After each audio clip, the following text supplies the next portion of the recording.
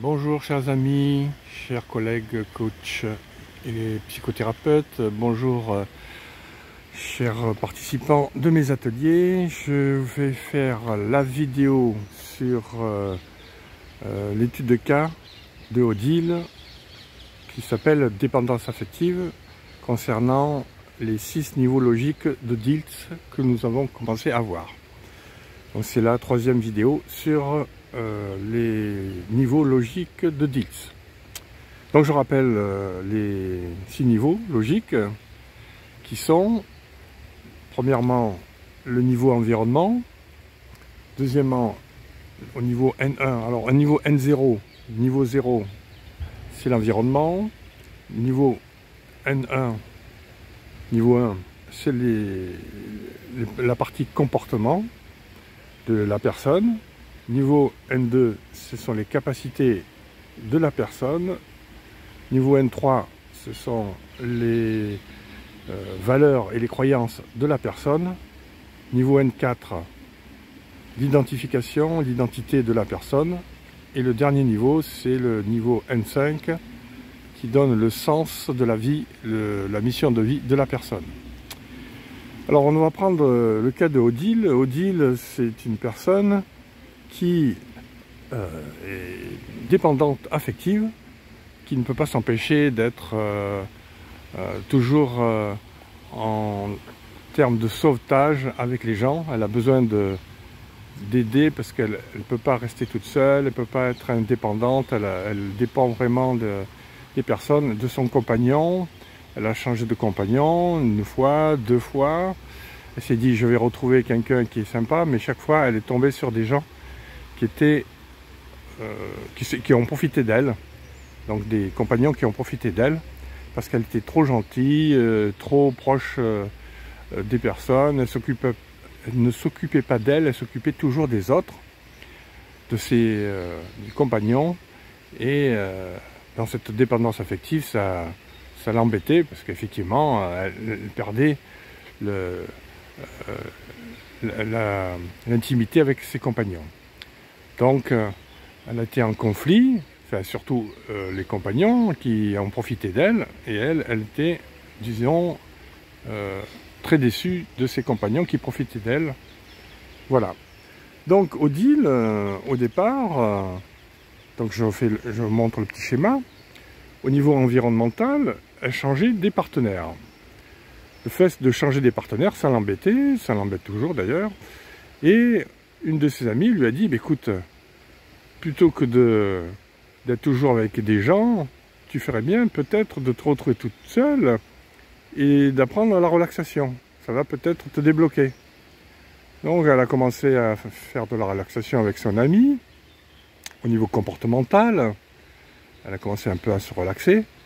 Mais ça ne faisait rien. Elle était toujours au téléphone avec d'autres personnes. Quand elle était chez elle, il fallait qu'elle téléphone à ses parents, à son frère, et à la recherche toujours de compagnons. Alors dans ce cas-là, une autre personne lui a dit, écoute, j'ai fait des ateliers de méditation, si tu veux venir, c'est très intéressant. Grâce à la méditation, j'apprends à me trouver toute seule. Moi aussi, j'ai eu cette dépendance affective, ce problème de dépendance affective. Et depuis que je fais des ateliers de méditation, ça va mieux. Je me sens plus avec moi-même et j'ai appris à être plus indépendante. Et si tu viens, ça serait bien. Alors, elle, effectivement, est allée avec son amie faire ses ateliers de méditation. Alors normalement, pour certaines personnes, ça peut aider pour pouvoir retrouver de l'indépendance, mais pour Odile, ça n'a pas marché. À l'atelier méditation, elle a rencontré un garçon, et elle s'est enquichée de ce garçon et de cet homme, et elle est devenue un peu dépendante de lui, et lui, il lui a dit non, non, non, moi j'aime bien être seul, j'aime bien être tranquille, et ça l'a embêtée. Elle s'est trouvée un peu en tristesse de voir que elle ne pouvait pas être en relation intime avec cette personne. Alors, elle est passée à un autre niveau. Là, c'était le niveau capacité, c'est-à-dire est-ce qu'elle était capable de pouvoir méditer et retrouver son indépendance. Elle, ça n'a pas marché, donc elle est allée faire autre chose. Elle est allée voir un coach, et le coach lui a dit quelles sont vos valeurs, quelles sont vos croyances, pour essayer de voir un peu où c'est que vous en êtes. Et elle lui disait qu'effectivement, elle croyait aux gens, qu'elle ne croyait plus à l'amour, qu'elle ne croyait plus aux gens, mais par contre qu'elle croyait à la nature, qu'elle était proche de la nature, qu'elle aimait la nature. Alors le coach lui a dit, écoutez, si vous aimez la nature, peut-être qu'il y a quelque chose à voir dans votre façon d'être. Qu'est-ce que vous aimeriez être vraiment? Eh bien moi j'aimerais vraiment, je me sens proche de la nature et j'aimerais être quelqu'un qui vit dans la nature. Et je fais un avec la nature, c'est quelque chose qui me plaît beaucoup. Bon, mais j'aime les gens aussi, mais avec les gens j'ai des soucis, et avec la nature tout va bien. Alors le coach lui dit, peut-être que vous avez quelque chose à faire avec ça. Quel est encore votre... est-ce que vous avez une mission de vie? Quel est votre rêve? Quelle est votre mission de vie? Est-ce que vous sentez qu'il y a quelque chose qui vous tient à cœur dans cette vie? Qu'est-ce qui vous fait exister le matin? Qu'est-ce qui fait que vous vous levez le matin? Alors elle dit, moi j'aimerais bien développer mon sens artistique parce que je suis une artiste et j'aime beaucoup peindre la nature. Quand j'étais petite, je peignais déjà la nature. Ah ben voilà, écoutez, je pense que vous allez commencer à retrouver votre passion d'avant et je vous invite à développer ce sens artistique que vous avez, puisque vous l'avez enfoui et que vous l'avez perdu. Donc c'est ce qu'elle fait, elle reprend goût à la peinture et le coach qui la suit lui dit, alors maintenant, qu'est-ce que vous pouvez dire que vous êtes? Quel est votre être? Si vous avez à vous définir, comment vous pouvez vous définir? Ah ben je me sens quelqu'un d'artiste, je me sens très artistique et j'ai envie de continuer dans ce sens. Très bien, mais maintenant que vous vous sentez une artiste, allez continuer là-dedans. Quelles sont vos nouvelles valeurs alors? Ou les valeurs que vous avez perdues et que vous aimeriez retrouver? Eh bien, c'est les valeurs d'artiste, de développer mon talent d'artiste.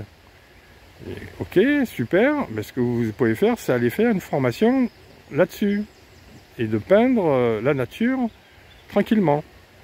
C'est ce qu'elle fait, ce qu'elle a fait, elle a osé entreprendre une formation artistique dans un centre associatif où on apprend à peindre, et depuis, elle réalise des tableaux qu'elle vend, qu'elle retrouve dans des expositions, et ainsi elle a retrouvé un sens à sa vie.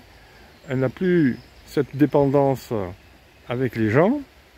Elle a même créé des ateliers jardin avec d'autres personnes, et elle a trouvé un équilibre entre être seule à peindre dans la nature et en même temps de rencontrer des gens sans pour autant être dépendant de ces personnes. Donc peut-être que le jour elle va rencontrer un homme qui soit un peu comme elle, dans l'esprit d'indépendance, mais qui peut-être vivre en couple, mais en couple libre, un couple dans le sens de chacun se respecte l'un l'autre et qu'il n'y ait pas une dépendance affective comme elle a vécu dans le temps passé. Donc voilà un exemple des méthodes, des niveaux logiques de Diels. Alors on n'est pas obligé évidemment de faire comme Odile, de passer à des niveaux supérieurs pour trouver sa voie, pour ne pas tomber dans la souffrance qu'elle avait. Donc ce qui est important, c'est qu'elle puisse maintenant retrouver cette indépendance et qu'elle puisse retrouver cet esprit de liberté. Donc voilà, j'ai fini pour cette vidéo. Donc je vous remercie d'avoir pu l'écouter, la voir. On fera d'autres techniques, d'autres études de cas dans les prochaines vidéos. Je vous souhaite une bonne matinée si c'est le matin pour vous, une bonne après-midi si c'est l'après-midi pour vous, et une bonne soirée si c'est le soir pour vous. A très bientôt, c'était Soigny.